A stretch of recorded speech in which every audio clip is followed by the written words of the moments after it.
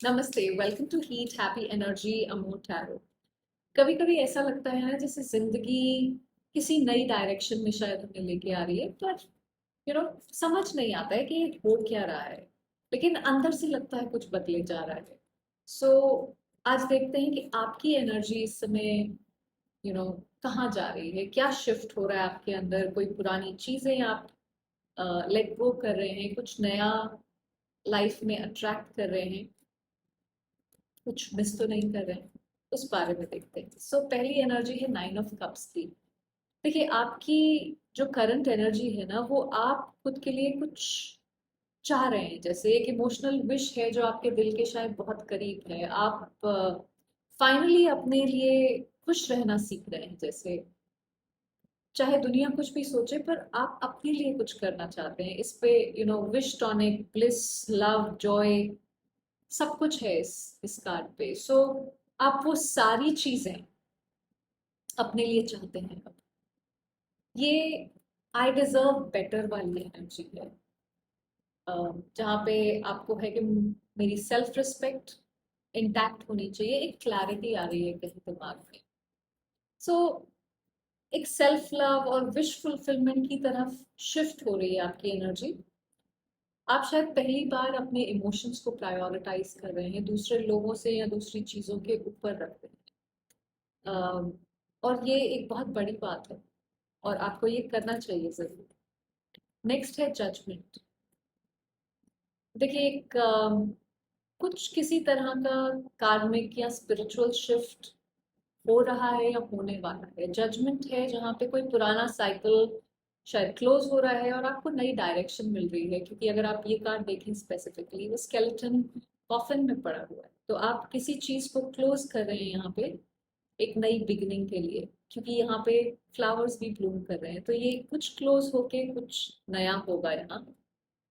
आपके अंदर से जैसे एक वेकअप कॉल आ रही है, जैसे सब कुछ सडनली क्लियर हो रहा हो आपके माइंड में, आपकी आंखों के सामने भी जो भी कंफ्यूजन था, अब उसका मीनिंग जैसे समझ में आने लगा। ये कार्ड है जैसे आप किसी टर्निंग पॉइंट पे हैं। पास्ट मिस्टेक्स या कोई ओल्ड स्टोरीज, उस सबको जैसे बंद करने का, क्लोज करने का टाइम आ गया है। यूनिवर्स चाह रहा है कि आप अपने जो आपका असली पाथ है, आप उस पे, अगर वहां से भटक गए हैं तो वापस लौट आए, या उस पाथ पे चलना शुरू कर दें।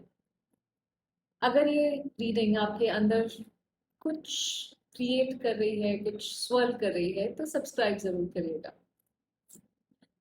Three of swords. देखिए, अम, कोई पेन, डिसअपॉइंटमेंट या कोई पुराना हार्ट ब्रेक जो अब तक आपके साथ चिपका हुआ है या चिपका हुआ था। हो सकता है किसी ने ट्रस्ट तोड़ा हो, या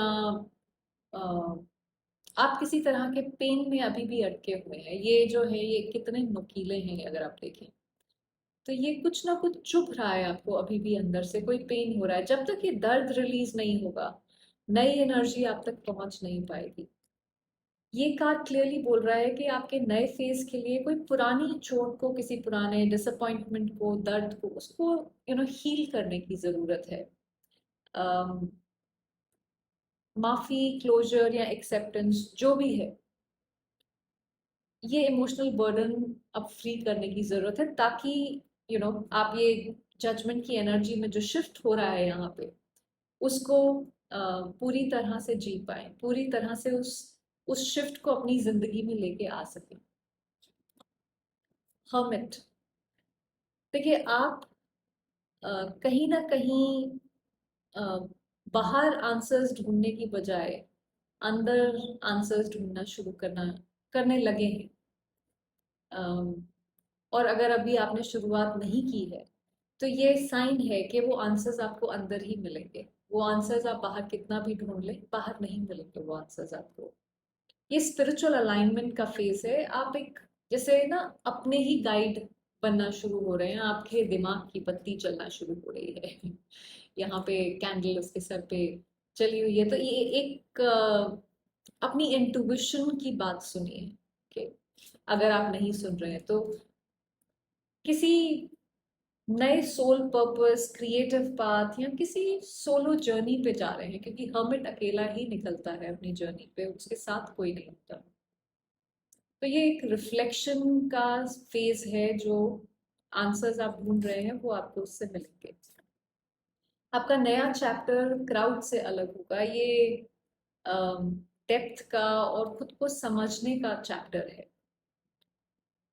आप किसी भी चीज को ब्लाइंडली फॉलो नहीं करेंगे, ये डिसीजंस आपके अंदर से ही आने वाले हैं। 10 ऑफ वांड्स, देखिए आपने काफी इमोशनल वेट उठाया है और अब उसको यू you नो नीचे रखने का टाइम आ गया। आप उसको कैरी करके ड्रैग नहीं करते रह सकते हैं। बर्डन कैरी करना अब यू नो आपका काम नहीं। अम, यहाँ पे ये ब्लेसिंग है कि जब आप इमोशनल लोड को रिलीज कर दोगे, तो आप एक यू नो अलग ही किस्म की फ्रीडम आपको फील होगी। आपने काफी कुछ हैंडल किया है, ये बहुत ही बर्डन वाली एनर्जी होती है।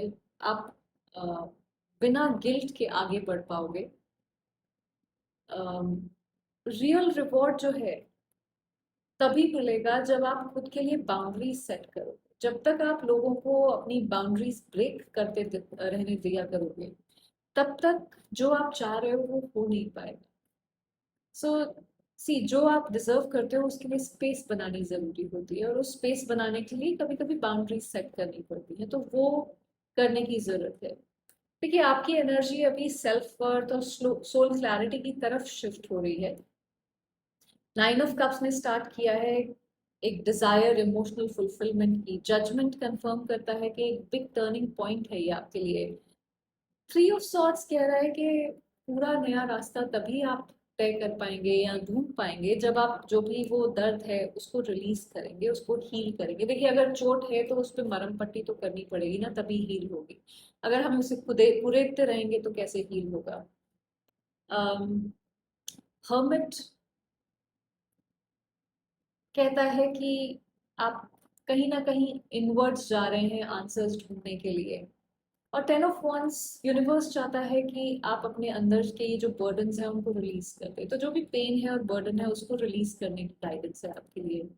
देखिए ये पोर्टल सिर्फ स्पिरिचुअल नहीं है, इमोशनल भी है।